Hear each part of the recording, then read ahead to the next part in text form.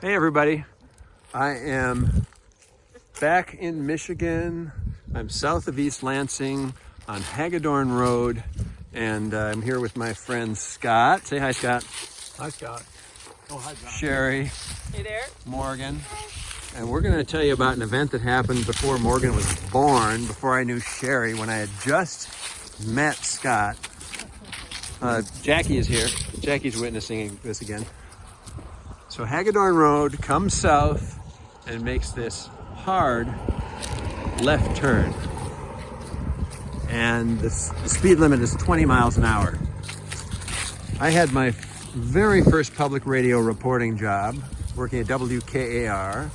Scott had come on the scene as a reporter just a few months before that, maybe 6 months before that. Yeah, it was August of '84 when I started. And I started doing reporting, I think in like probably May or April of 1985. And one of my jobs was to cover the Ingham County Commission meeting, which is down this road in Mason, way down there.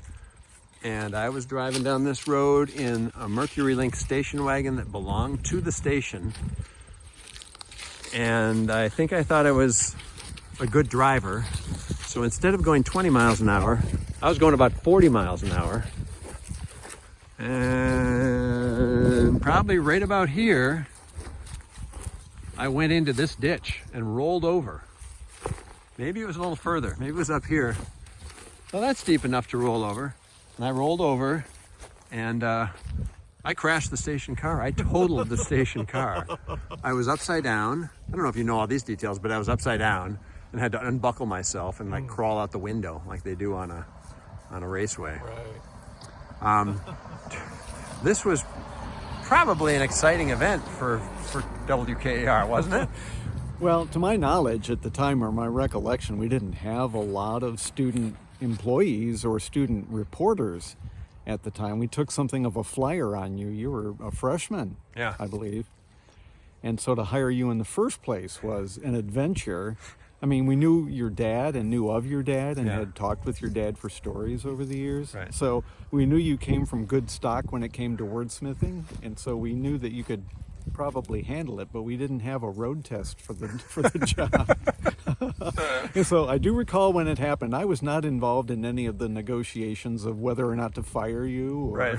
or make you pay for the car. I wasn't part of any of that. So from my perspective, I don't remember, you never got to the meeting to cover the meeting. Is that right? Or Right. did you get to the meeting? Yeah. No, I didn't get to the meeting. I was probably upset that we didn't have spots the next day. Yeah. But otherwise, I wasn't involved in anything about whether, what your future held. We kept you on, though. Yes, and that I was very surprised about because I had done, it was $10,000 or something worth of damage. I know the station had insurance, and I really did total this Mercury Lynx. It was just a Mercury Lynx. It wasn't like it was a Mercedes station wagon or something. And when I talked with my news director, it didn't happen until the next day, but Kurt Gillio was my boss, and he said, John, just lay low. Just lay low. You can't drive the car. You have to cover meetings by your bicycle or bus or hitch rides or whatever. We're gonna let this guy go by. A couple of cars. But just lay low. However, he did say there is a contingent that thinks we should fire you. Whoever the chief engineer was at the time was like, "We need to fire him. You need to fire him." And Kurt says, "I just said, this guy's going a little fast. Slow down." We could have That's a young, stupid man who thinks that he knows how to drive. I've been there, buddy. not quite 40, though. 25 or 30, maybe. But he said no, and I'm not exactly quite sure why he was so. Is the word sanguine? I'm not sure if that's the right word or not. He was pretty mellow about it. So for whatever 6 months, 9 months, I got around by bus and rides and like that, Well, and then eventually was allowed to drive the updated station van. And the meetings were at night. People didn't have to ever see you. If Right. the idea was to lay low, that was an easy thing to do. Exactly, and I got a nickname out of it, I don't remember. Mario. Oh, I've called many people Mario. Part of me wonders if he was defending the decision to hire a freshman in the first place and wanted to make sure that, he took a bit of a risk in keeping you on, but that it might hurt his reputation more to hire a freshman and then fire him that quickly. Oh, I wonder I'd if- never considered yeah, that. I don't know. Could Never be. considered that. I didn't do anything like that again. No. I called my dad and told him about it, but I said, we shouldn't tell Mom. And he's like, yeah, you're right. We shouldn't tell Mom, because she would have just worried. Anyway, so I have grown to understand, and I think this puts me in the upper echelon of drivers. I've come to understand I'm not a very good driver. And that makes you a good driver, I think. More than somebody. I'm just kind of hoping somebody has an accident right here. That'd be great. Well, not while I'm standing here, John. Yeah, I know. You know, over there on the way by. Or something. Anyway, so that's it. That's my All right. story. That happened when I was like 18, 19? 18, or I just turned 19. Yeah. And it was a big event for me. And thank God I was wearing my seatbelt, because I would have been absolutely. seriously injured. Well, I had cuts on my hands from the glass, and that was it.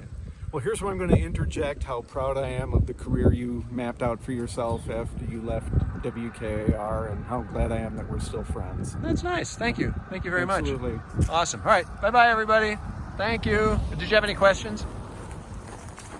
Did you really mature? I mean, I'm just wondering. I calmed down.